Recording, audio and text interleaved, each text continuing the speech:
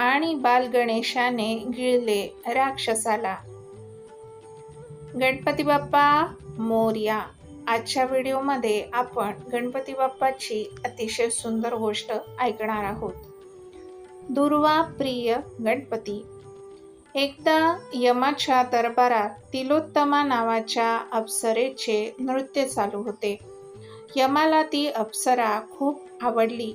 तेव्हा नृत्य चालू असताना यमाने मध्येच तिचे नृत्य थांबवले आणि यम तिला म्हणाला, हे तिलोत्तमे, तू मला खूप आवडलीस, पण म्हणून आपण माझे नृत्य थांबवून सगळ्या दरबाराच्या रंगाचा बेरंग कशाला केलास?